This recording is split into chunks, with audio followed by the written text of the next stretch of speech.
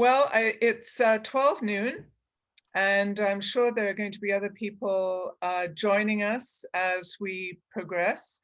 But I wanted to welcome everybody to this first Women for Nature Community of Practice webinar for 2021. And it's Leading in Conservation and Nature. My name is Janet Bax, and I'm here with my co-moderator, Nora Livingston, who is joining us from Vancouver and is also on our mentorship steering committee. And today, for this webinar, we were very lucky to have three panelists: Meredith Brown, Caroline Schultz, and Renata Woodward, whom Nora is going to introduce to you all in just a moment. This is the first of three webinars, and today's topic is Leading in Conservation and Nature, as I said. All the topics that we're going to be raising today are ones that are based on your feedback. So without any further ado, I'm going to turn it over to Nora, who's going to introduce you to today's panelists. So over to you, Nora. Thanks, Janet. So first, before I do that, I just want to thank all of our sponsors, the Chakras Foundation, the Government of Canada, Women for Nature, donors, of course, and the Pollinate Networks for allowing us the opportunity to host these leadership webinar series. Now, it is my legitimate pleasure to introduce our three women today. We have Meredith Brown. She's the founding executive director for the charitable organization Ottawa Riverkeeper, a licensed member of Waterkeeper Alliance. She's also an environmental consultant and advisor to the International Boreal Conservation Campaign, and holds degrees in biology, environmental engineering, and resource and environmental management. She's a fellow of the Royal Canadian Geographical Society, a director and member of the National Council for the Canadian Community Museum. We also have Caroline Schultz. She is the executive director of Ontario Nature. She has over 25 years experience in developing and leading conservation initiatives. I'm talking very fast, I apologize, involving science, land securement, stewardship. She started her career as an ecologist and quickly expanded her interests to organizational development and partner collaboration to achieve tangible on-the-ground conservation results. Carolyn completed her Master of Science in Ecology at University of Toronto and a Master of Management degree at McGill. We also have Renata Woodward. She moved to Canada from the Czech Republic and has lived in British Columbia, Newfoundland, and now New Brunswick. And she's built her career through the education in pediatric nursing, international business, and tourism, the national resource management with work experience in the public, private, non-governmental sector as a pediatric nurse, tourism coordinator, and natural resource manager. As Chief Executive Officer of Nature Trust, she has found a passion in land conservation. So it is my great pleasure to welcome all of you here. I am in awe of all of you, and I can't wait to chat and listen. Thank you so much, Nora. Meredith, Caroline, and Renata, we're also very pleased and very excited to have you with us today. So we're going to get started. We're going to pose a series of questions to you, the panelists, and then we're going to open it up to you, the participants, to ask questions and comment. The best way to do that is by clicking the raise your hand button, which I think you will see on your screen, at the bottom of the screen, and we're going to invite you to ask your questions or comment live at the end. Or you can click the Q&A button, which I know you're all familiar with, and send your questions to Amy, who is our webinar host. And after the panel, you'll also have an opportunity to engage in discussion in breakout rooms. So let's get started with our first question. So it's an either or, and we're going to start with you, Meredith. So the two questions are, what advice would you give to women thinking about entering the conservation environmental sector? Or what was the most valuable piece of advice a mentor gave you that was useful for your leadership? And can I just say quickly one other thing? We're going to ask you please to keep your responses to 2 to 3 minutes per question, just so that we've got time, we hope, for some interaction and full participation later. So sorry, Meredith, back to you. Thank you, Janet. And I think it's great to save some time because I always love hearing the questions from everybody that's participating. I think I want to just touch on that first question, which is advice entering the conservation environmental sector. And my advice is absolutely dive in and do it, but don't get worried that, what you start with is going to be how you end your career, because I think if you talk to everybody here, you're going to see that everybody has a very circuitous or meandering career path. And just because you work in one sector or on one big project or area for a time, it doesn't mean that you can't pivot and take a 90-degree turn. And I'd say that if you have a passion for protecting nature, you can do that in any sector that you choose to work in. There's always going to be a way to weave that into your career path. So I say, don't hesitate and just go for it. Great. So then why don't we go to you, Caroline?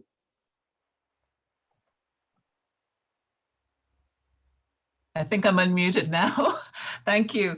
My advice would be to sort of recognize that leadership can be recognized very quickly. So get your foot in the door. I think if you have an opportunity that's presented to you, and even in smaller organizations, there's a lot of room for growth in unusual ways sometimes.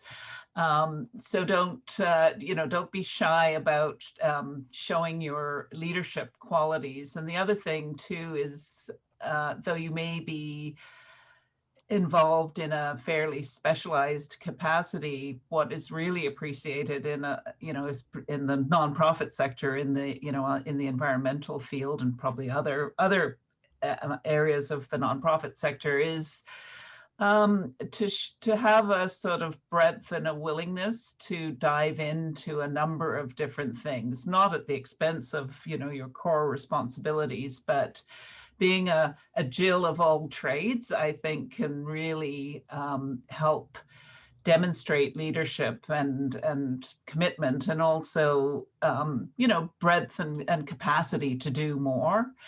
So specialize, be an expert in what you're hired to do, but the more that you contribute in other ways will surely be recognized early on. Great, thank you. And Renata, last but not least, very, very interested to hear what you have to say, having switched from pediatric nursing to international business to now this. So very, very intrigued to hear what you have to say. Sure. I would say just do it. I did switch from people to nature because I feel that people are hopeless. So let's try to help the nature, which needs it even more, and which needs support, needs to be healthy in order to support people. And I would also encourage anybody who wants to enter the conservation and environmental sector that they do not forget to learn about what degrades nature, what are the industries doing, what is the relationship between the governments and the industry, and how can we effectively know what is degrading nature for us to help it, to save it, and to help the environment. Because if we are only focused on the conservation without understanding the economies and you know, how is the responsibilities of the governments, it can be sometimes like being a hamster in a wheel. There needs to be understanding of that whole system of sustainability, economy, and the environment. Excellent. So Nora, over to you for the second question. Fantastic. Thank you. Oh, and thank you so much for all of your answers. I am taking notes furiously. So our second question is, what are the critical qualities needed to be an effective nonprofit leader? So we're going to switch it up, and let's start with you, Renata. Sure. One of the critical qualities that I always look for leaders when hiring people is people skills. I think it's extremely important to be a good communicator and perseverance, because our job will never be done. And sometimes it's easy just to walk away, but if truly you want to make a difference, you just have to accept that sometimes it's not going to be working the way you want it to. It takes way longer than you thought. So you just keep going and you try to keep positive, I guess. Absolutely. The importance of being gritty. Thanks, Renata. Carolyn, how would you answer this question? Well, I would just echo the determination and grit are definitely key parts. I think compassion and kindness are really important, especially, you know, if you're leading a team and building a team. Being an empathetic and compassionate leader is really important, and I think it's something that women are very good at, generally speaking. Being able to distinguish what's really important is crucial. You know, we're talking about organizations, I think, where, you know, we all are bombarded from 360 degrees, and you need to have, and that's, I think, where the determination and grit kind of comes in as well, because you need to focus on what's really important. And sometimes that means making tough choices, but you have to be able to make the tough choices and the tough decisions. And then finally, I would say not being afraid to roll up your sleeves and pitch in when needed. You know, if you're a leader, an executive director, let's say, you're not above doing whatever to get the job done when it's needed. And I think that speaks to, you know, leading by example, which I think is really important. So I think, and that also applies to things like work-life balance. If your leaders are not exemplifying good work-life balance, then that sort of sets a tone or an inherent sort of expectation that I don't think is very healthy. Thank you for that, Carolyn. And yes, work-life balance. I love that. I love all your answers. Meredith, what can you add?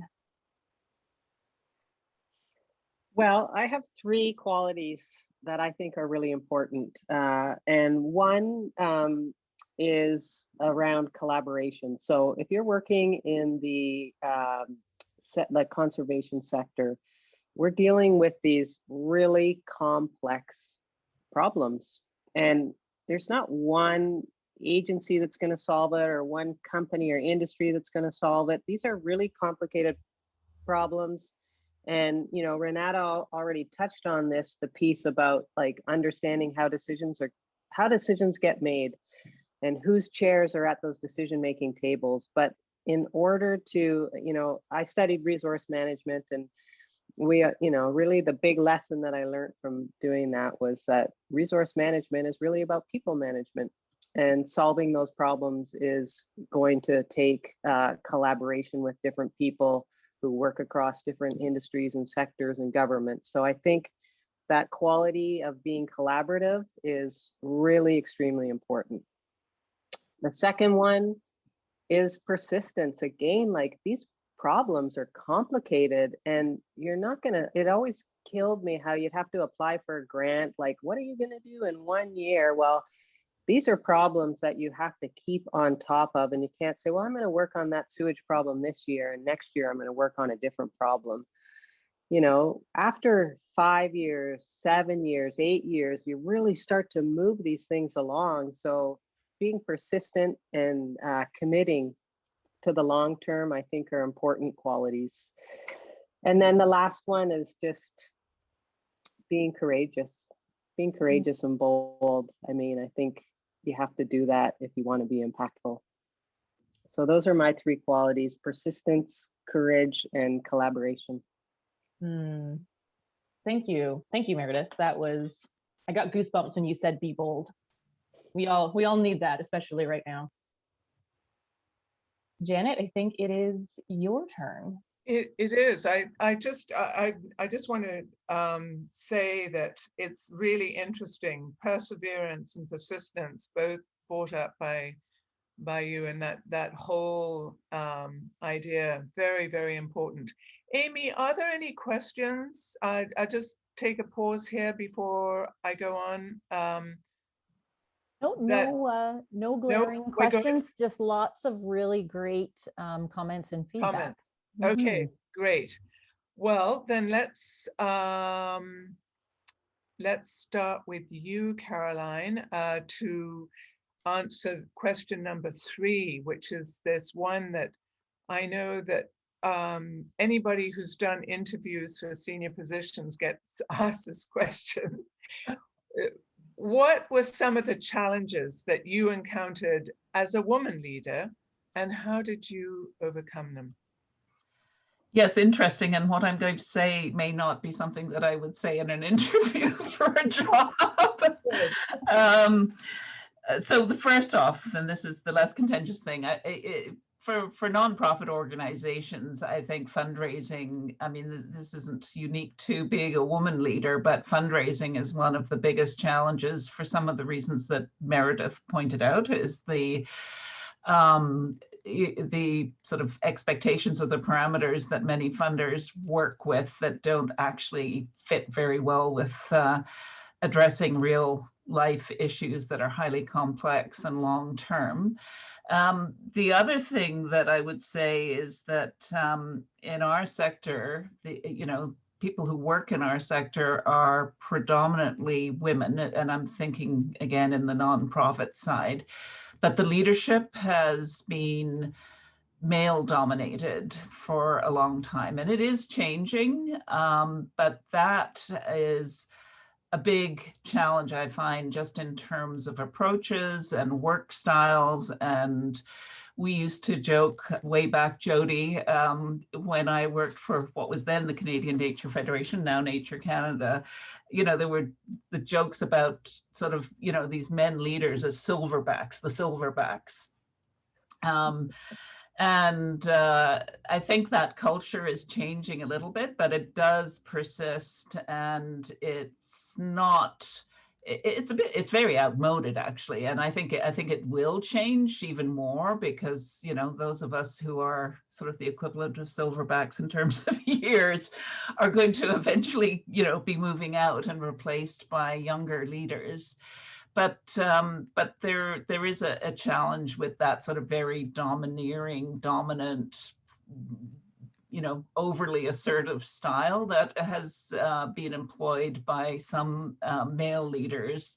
And I think it's something that actually persists in the funding community with funders.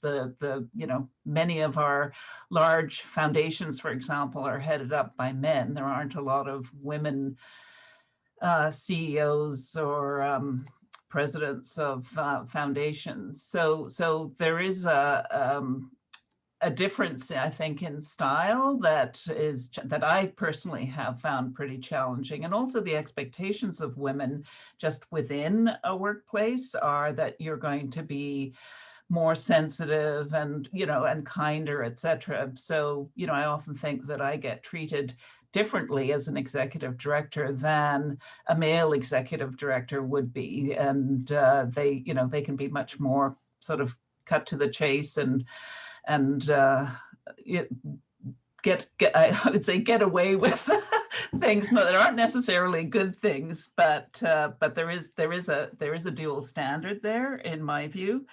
Yeah, I mean, I constantly throughout my career have endured a lot of so-called mansplaining, and even a couple of years ago, I had with three male colleagues that are leaders of other nonprofits on separate issues. I was mansplained to about 3 times in 1 week. I exploded at the end of the week. So there is a difference in style for sure, and that can be challenging. So Meredith, what about the challenges that you've faced and how you've dealt with that? Your not just coping mechanisms, but how you deal with those challenges to kind of overcome them and get to your goal anyway. Yeah.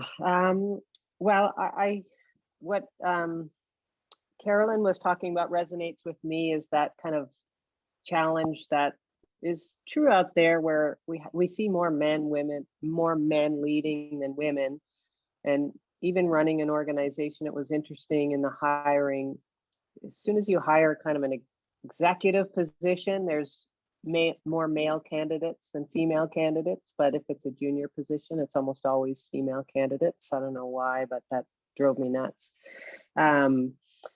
Yeah, so I think a lot of it comes down to this piece of confidence, and that's what you see in the literature about men versus women and why they're in these different roles, and that kind of competence versus expertise. And so I think for women leaders, just building up your own confidence to know where you stand and can position yourself is really important. And women almost always tend to sell themselves short compared to men, right? Same job description, women with more qualifications feel like, oh, I don't know if I can do that. Men with fewer qualifications are like, put me in that position, I've got it, So just, I think taking that opportunity to build the confidence in your own self and your own leadership is really important. But the other thing I just wanted to touch on that's true, it's mostly just a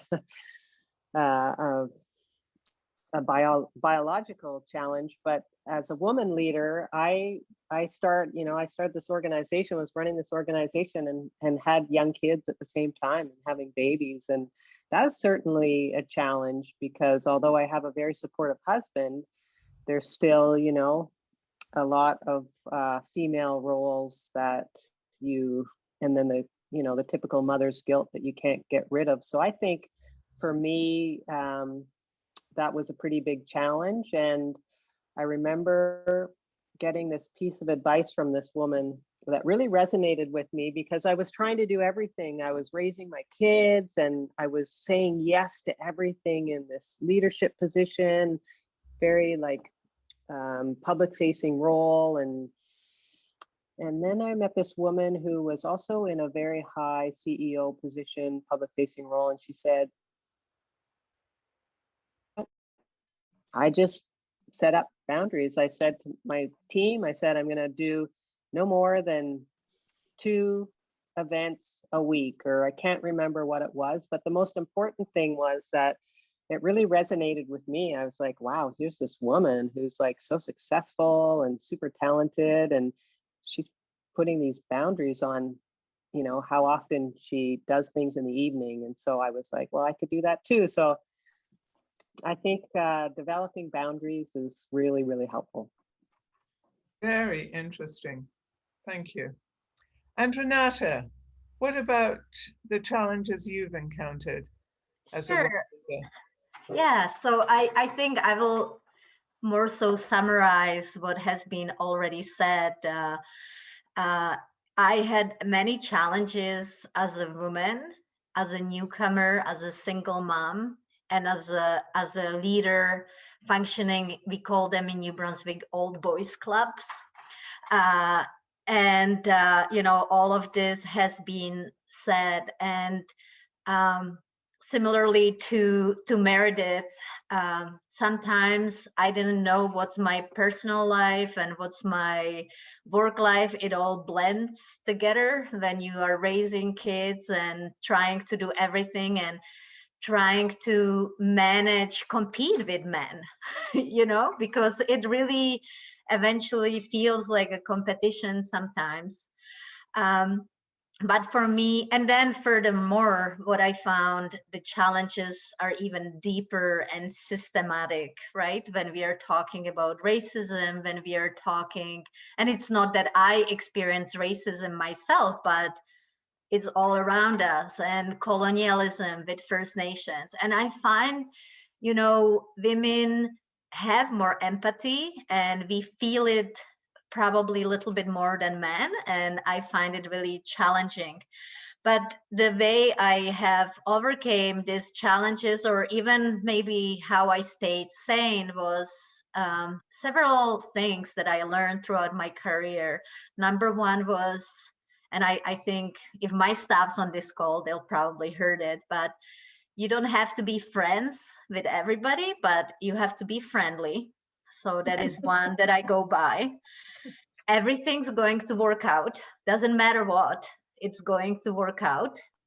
And if somebody is not treating you well, just put a shield, invisible shield in front of yourself and let them reflect the crap back at them, whoever is being mean to you or is not treating you right, because it is not yours to take, it is theirs, and they can keep it. And it is really hard to learn, but once the sooner you start to think about that, the better for you, because all of a sudden you become you don't become emotionally involved in, let's say, conversation with somebody who is not treating you well. And it's amazing how your perspective and behavior changes, because you just don't let it to upset you.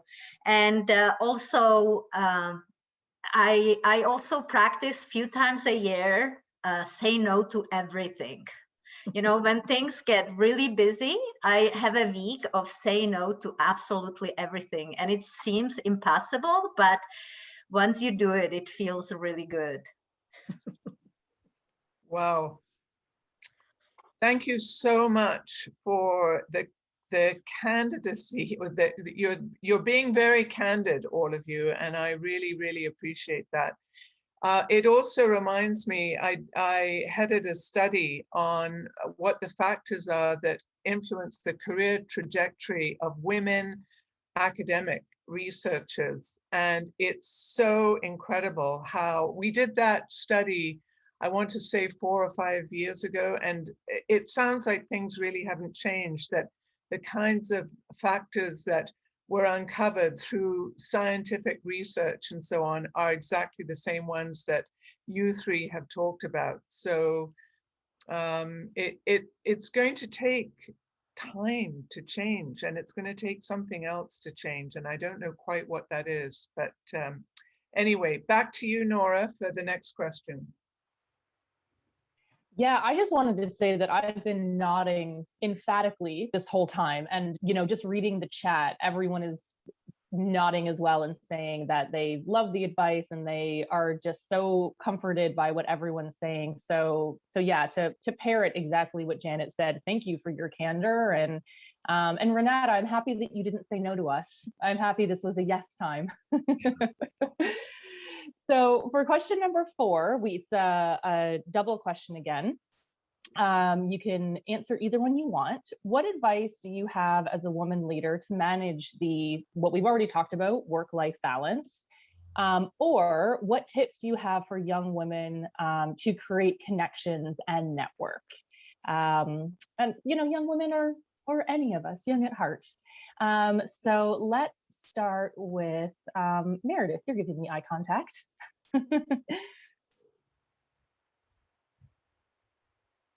Okay.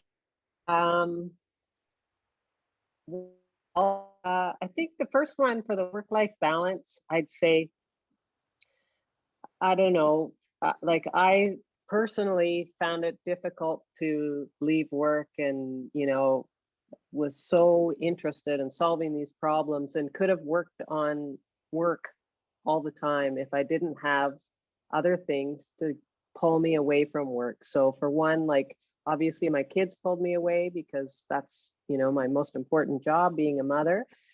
But I'll also say like having your own network of people that aren't connected to your work is critical. And those are the people that, you know, you have to spend time to nurture your relationships. And if you do that, those are going to be the same people that when you're having a tough time at work or a tough year or a day or whatever, they're going to be the people that like pull you out to go for a walk or help you, you know, just leave work behind and go take an adventure. So I'd say like nurturing your relationships outside of your workplace will really help you pull away from work when you need. And, you know, that's what's most important when we all look at what's important in our lives. It's those relationships. So I'd say that's a big part, and hopefully those, and all of us who are working on nature conservation too, I mean, we know this, but get into nature. Like that really helps. It really helps reduce your anxiety. And, you know, there's been studies, scientific neurological studies that show what happens to you when you're near water, on or near water. And so develop those relationships and get into nature.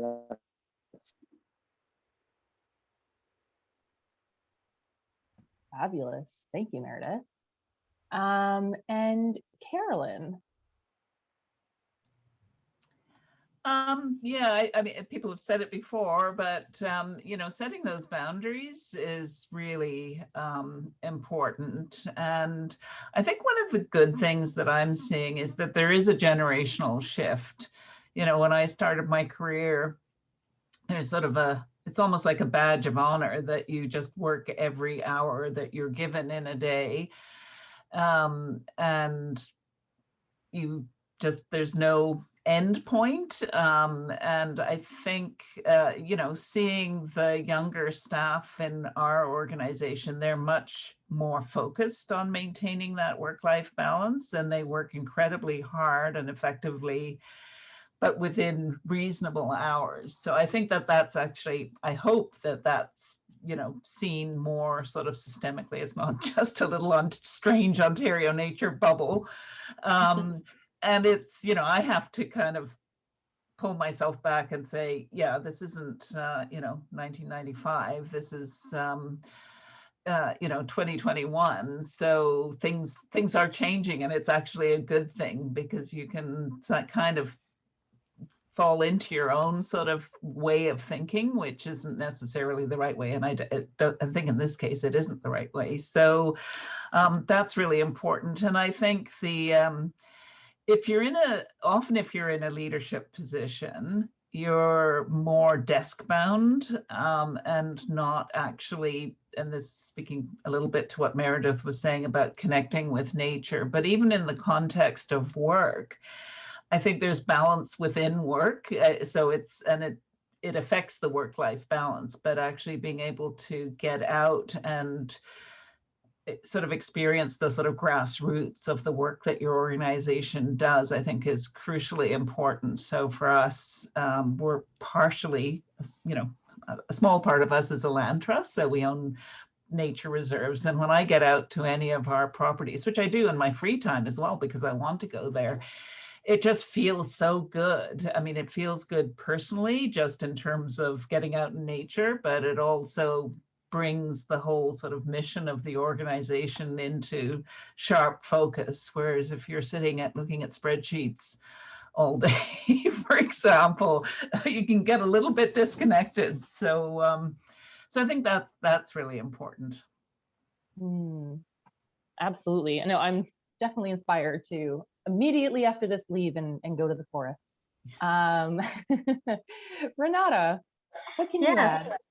So just adding to the workplace balance, work-life balance that my completely blends, I'm not going to lie. And even though I'm trying to be a really good leader, it is impossible for me to separate my life from my work, or maybe for the passion for the environment.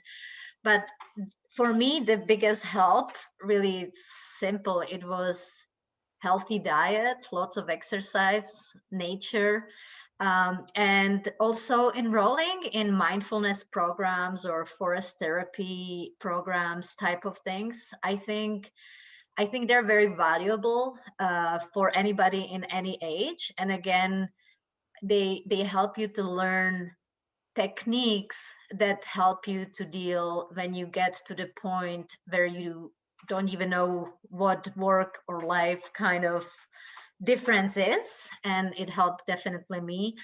And I would like to just touch a little bit on the other question. And that is, you know, sometimes networking and creating connection might feel like a addition to your work when you are kind of even putting more work on yourself, but it's extremely important. And I think I would like to just encourage everyone on this workshop is to, whenever you go anywhere, whether it's conference, call, whether it's meeting, before you start chatting with your colleagues and friends or somebody you know, pick at least 2 people that you don't know and introduce yourself and practice.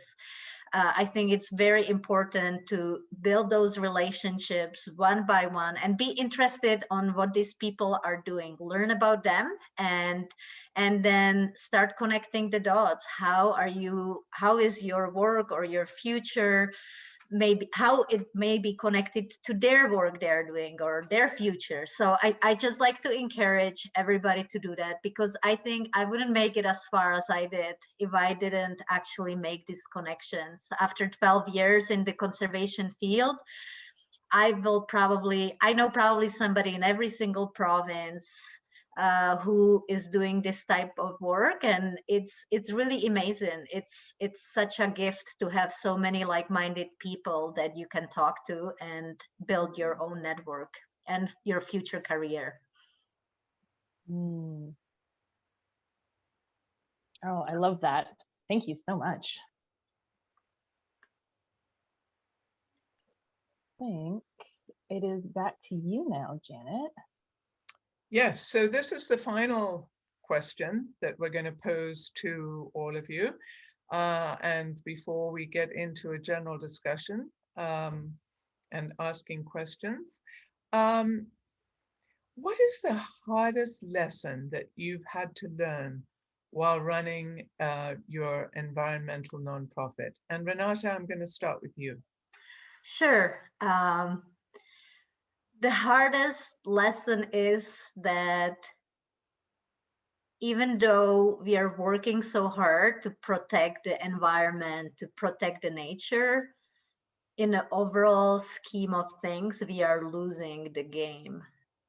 You know, it is, to me, it's really heartbreaking to know that even though we try and we work so hard, the economic pressures, the globalization still is winning. And I still have a belief that it's going to change, but I really feel guilty to know that my children will have it even tougher in terms of environmental protection than our generations had it.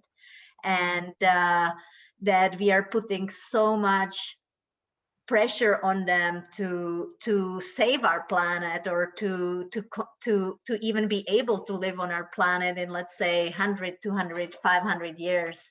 So I don't want to be negative, but it is the hardest lesson I've learned, and I hope that, you know, you don't take it too seriously, but it is one of my really sad moments in my career, I guess. Very sobering. very sobering. Caroline, please bring us up a little bit. I don't know if I can. And for me, my sort of greatest challenge, and I guess hardest lesson, has to do with the governance of my organization, and working with boards of directors, and trying to keep them or work with them to stay within, their appropriate governance sphere. And I think, my hardest lesson was really when that I had an experience where that kind of went off the rails, and we were able to sort of retrieve it, but there was a bit of I don't want to say bloodshed, but it was a lot of upheaval because of inappropriate activities at the governance level. And I don't mean anything sort of dishonest, but it was really had to do with conduct and the appropriate sort of sphere that a board of directors needs to operate within, and becoming very involved as individuals, not collectively, in a lot of the operational side of our organization. So my biggest lesson from that was to kind of step back and then work slowly with good leaders, effective leaders on the board of directors, to sort of gradually eliminate the temptation, I think, to step out of that governance role, because it makes it makes my job incredibly difficult to do. It makes it very difficult for my staff to do their jobs, because they don't want to say no to a board member when they're being approached directly. And it's an ongoing thing. You have to constantly monitor and sort of check, but you can't just keep going around saying no, no, no, no, no. You have to find the appropriate ways to address those issues, because you don't want to be labeled just as a person who says, no, you can't do that. But it's an ongoing challenge. But I think it was a big lesson when we had a bit of a meltdown as a result of those kinds of happenings at the governance level. Thank you, Caroline. Meredith. Well, I have to admit that I found this question was maybe the most challenging for me to figure out. And I think, like, I have my notes jotted down here. It's a bit more complicated, but I have that my hardest lesson was you can't trust everyone. And, a lot of this work is about relationship building. And we talked about these complex solutions that are required. And Renata really talked about this piece about impact. And I think it's all related. Like, you can't always get everybody on board with, your ideas or your solutions. That, sometimes the timing is not right. Sometimes in the end, it's just about the bottom line for some people. So I think that's been kind of the most difficult thing as a person who really has worked hard to kind of create that, build teams and collaborations, and that piece of understanding that, you're probably never going to get everybody on board, or there's some times where you can't just trust that everybody's in it for the same reasons. Wow, that's it's a tough note to end on. Keeping the faith in the face of feeling not depressed, but feeling that you're losing the battle.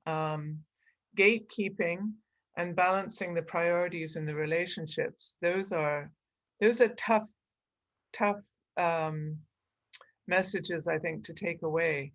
So why don't we go to you, Amy? I'm not quite sure. Are you going to manage the open discussion, or are you going to do it, Jody? I can do it. We have, I'm prepared here to send everyone who would like to stay on the call into some breakout rooms. Do we have any questions now for the panel based on the discussion that we've had? I think it would be really good to, I noticed there were a couple of questions there. So can we deal with those before we go into the breakout? Definitely. We do have Definitely. 2 questions in the chat. Yeah. That I can just ask. It might be easier. Okay, perfect. Yeah. So yeah, so some rapid fire questions, and I think they're good to end on because this last question was so good and such a reality check. Yeah. But let's bring some more air into the room and say, how are we going to get gritty? So the first question is, do you have any tips on how to be a good advocate for yourself? And then thank you for all the great advice. So I'll start with you, Renata. How do you advocate for yourself other than saying no? I think that being honest, actually, before I start, I want to say something positive because I think our planet will survive, especially if women are in leadership. It cannot survive without women in leadership. And I meant to say that. So I want to say thank you to everybody who is interested in conservation, because there is a hope, okay? For each of you to be an advocate for, I think it's the most important thing you can do. Make sure that you are yourself. You don't pretend to be something else. You express yourself. You say what you think. I got away with it for the last 12 years. And I think that sometimes women are told, well, at least in my culture, when I was younger, I was supposed to say certain things as a woman. I was supposed to behave certain way as a woman. But I think that is over, hopefully. And you just do whatever your guts, your intuition, and your heart tells you to do. Don't forget that women have such a strong intuitive powers, and if you do not use them, you are not properly advocating for yourself. Don't say what you think you should say what your gut's telling you to say about yourself. Oh, I love that. Yeah, definitely listen to your guts. They know. Carolyn, how do you advocate for yourself?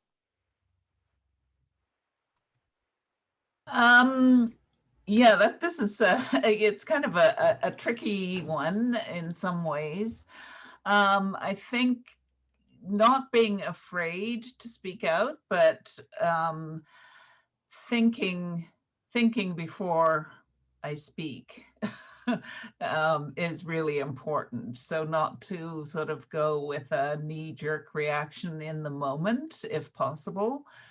But not feeling, I think the biggest challenge that I've felt, through my career is not, learning not to be intimidated because I think someone knows more than me, or they're more, they present themselves quite assertively or aggressively. So it's really sort of taking a deep breath and, speaking out, whatever the issue is. But definitely thinking and also listening so that you fully understand what is being said, because I think then you're best positioned to speak and to advocate for oneself, whether it's, your particular viewpoint, if there's, a discussion, but even internally within an organization, if there's something that is bothering you, or that you think is unacceptable, being comfortable and sure, and you the environment will determine whether you're comfortable, but even if the environment isn't that conducive, not being afraid to actually bring issues forward in a constructive way as possible. You know, it's not really helpful to rant. So and also with a generous spirit to, you know, improvement or making something better, rather than just feeling like you need to be vindicated somehow if there's something in your environment that you feel is an injustice, whether generally or specifically related to yourself. So that's that's what I would say. Wonderful. And that ties into earlier when you talked about kindness to others and kindness to yourself. I love that. And Meredith, how do you be a good advocate for yourself? Well, I think, you know, it's really important. Your communication skills are really important, but if you can communicate your, you know, enthusiasm for your whatever it is you're advocating for, what problem you're trying to solve, and, you know, communicate out that long-term vision of how things could be is really key. And I think coming from a place of positivity is always really, really helpful. Thinking about what it is for, not for, what is the vision of how it would be, and how it could be. So I think that's important. And I just wanted also to touch on the piece of, you know, we kind of ended on that big question about hard lessons. But if you look at what's happening today, and, you know, we just went through this budget process for the 2021 budget. And I'm thinking back to like 25 years ago in grad school, and a lot of the topics that we're talking about are just now being actually implemented into our budgets and into our way of thinking. And so so much has changed, and in a really, really positive way. And it's only because of people like you who have, you know, a vision and a passion, and followed that through, and ideas changed minds, influenced decisions, and we really have come, you know, there's always lots more to do, but I just don't want us to forget that we've done a lot of really good, positive things over the last few decades. Yeah, we have, and we'll continue, especially with things like this, of us talking and moving forward. So we have a couple more questions. So we'll, I apologize to everyone while I find them. But yeah, we'll try to answer questions as quick as we can. So we have someone say, as a recent graduate in the time of COVID, do you have any tips for networking and finding your footing when things do feel bleak? And they also thank you for all your advice. So Carolyn, just some, like, a quick networking thing in a time of COVID. Answer that quickly. That's pretty tricky.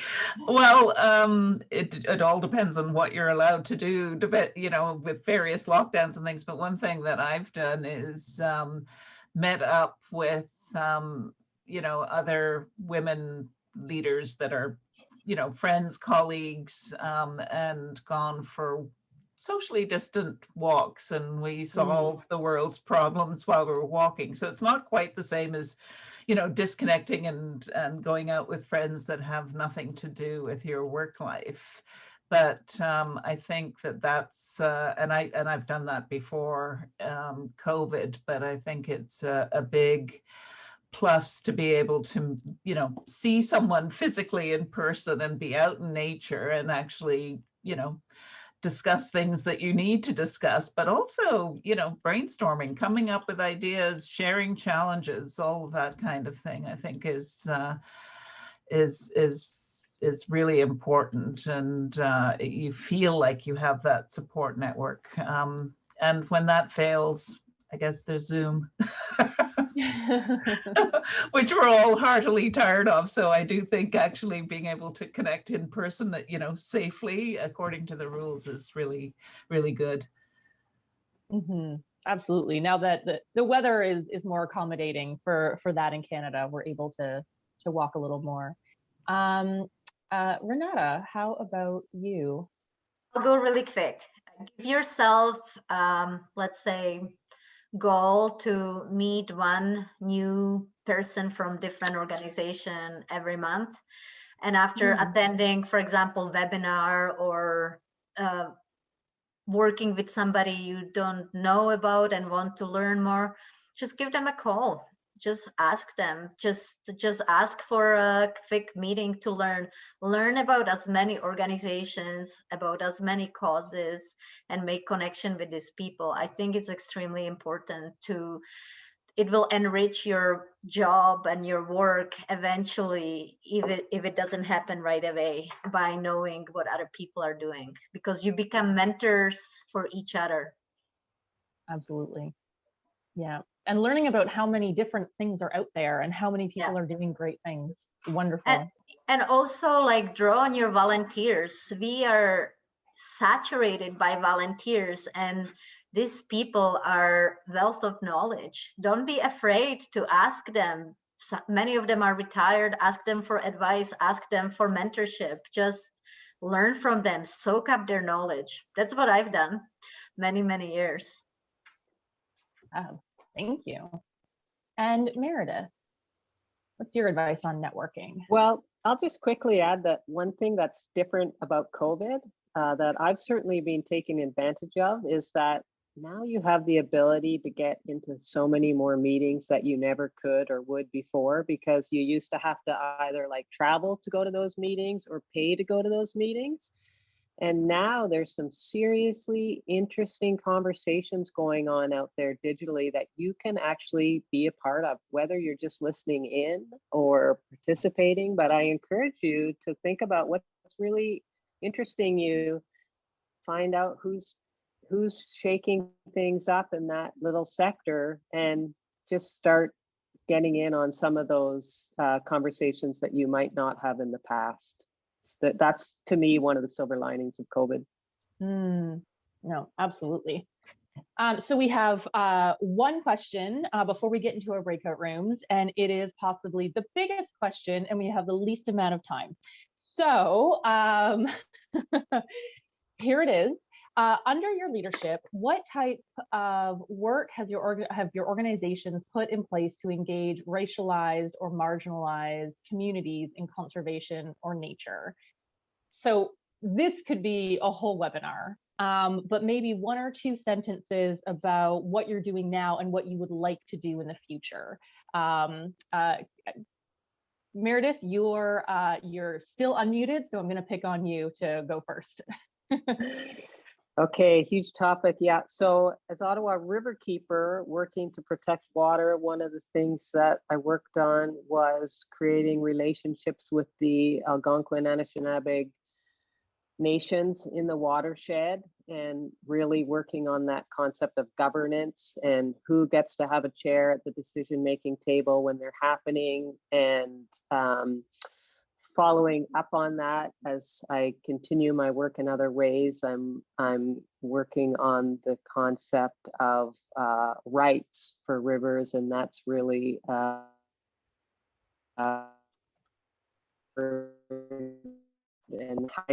rights. And so I'd say that's the second working with marginalized. Wonderful. Thank you, Meredith. So interesting. Renata, how about you? You're giving me eye contact. I'll pick on you. Great. I mean, huge topic. And even though I feel we've been working on it extensively, I feel it's like having an ice pick and not being able to get through the ice, right? It's a huge, huge initiative that needs to continue to happen. What we've done so far we are definitely trying to be inclusive organization, and working on a ways to be inclusive. And however, again, it's not enough yet, and we've been also working quite hard on including First Nations in the, I guess, management of our nature preserves. And even though our intentions are right and we want to make that happen, we have ran into so many issues, including Canada Revenue Agency, Income Tax Act that doesn't necessarily want us to do that. We ran into the issues when some First Nation groups, they want to be partners, but only if we transfer the land to them. And, it is so complex because the Aboriginal and, law in New Brunswick, and I don't know how is it in other organization, is so weak. If it's basically non-existent. So we are trying to figure out something that doesn't even have legal directions and kind of outline structure that we can navigate in. So extremely complex, but I think the main thing is to start from yourself.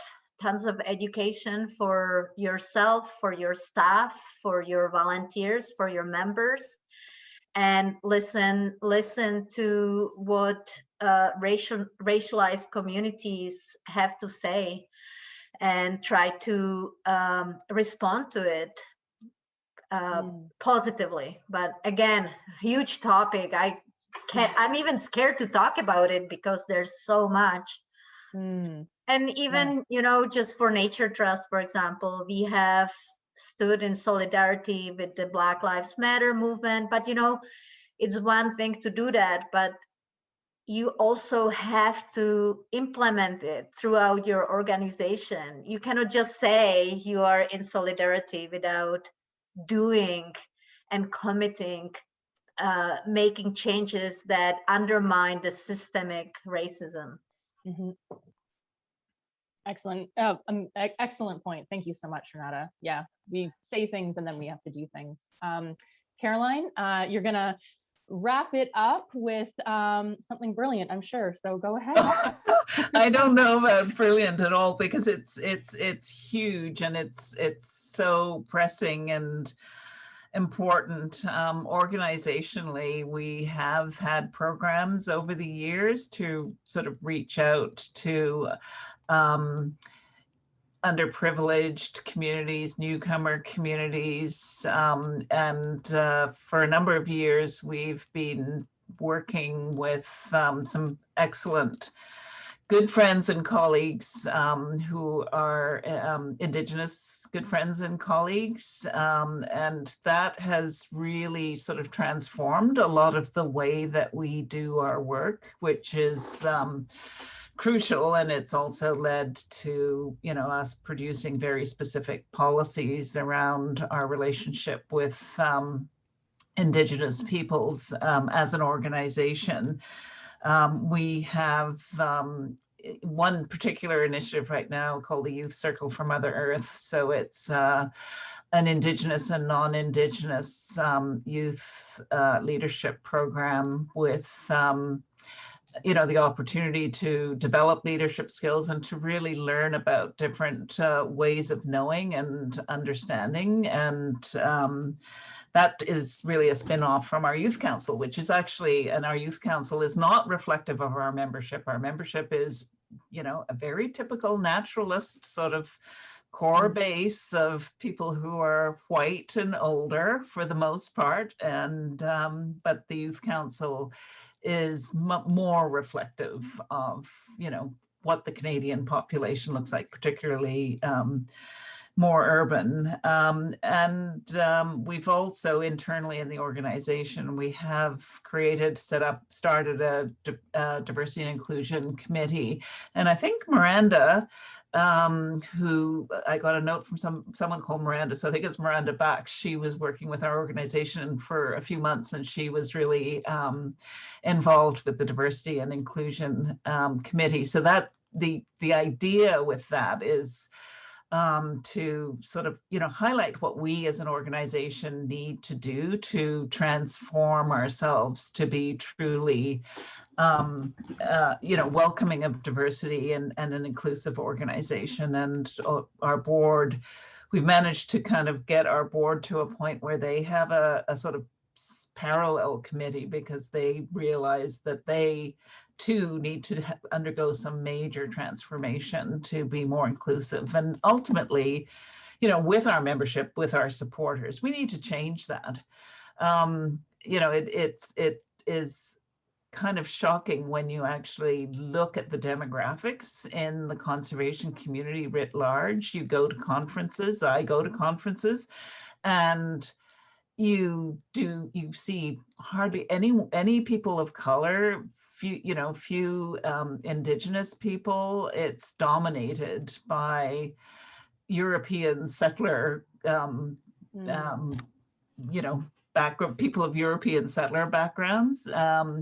And conservation has to be majorly transformed to, if we're actually going to be effective, and also to open it up, so that everybody feels like there's a place and that they can be involved and have a strong voice. So it's a long journey. I think it's not something that happens quickly, and there's, you need to work hard and work as quickly as you can to do as much as you can, but the transformation takes a long time. Thank you so much, and thank you everyone for your answers and for staying after our time. We are going to I'm not going to say anything. I'm going to let Janet take this over. It's absolutely fine, Nora. You could have said all of that, but first of all, I want to thank Caroline, Renata, and Meredith.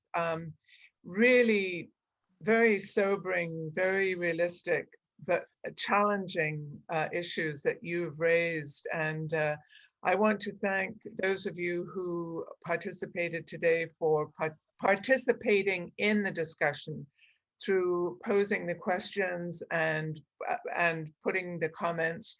Of course, I want to thank Jody, because without Jody, there would be nothing. And you're so amazing, Jody. Thank you for all the hard work that you put in. And Amy and Pollinate, we really, really appreciate the effort. It takes all of us to make it happen. For those of you who do want, I noticed that a couple of people have left, but for those of you who want to stay on and broaden the discussion and have, group discussions, we're going to split into breakout rooms. And we want to also signal to you that we've got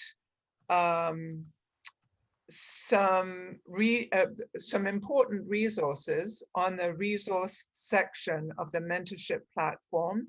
And I would encourage you and urge you all to go on and just have a look at some of that material. It's really great material.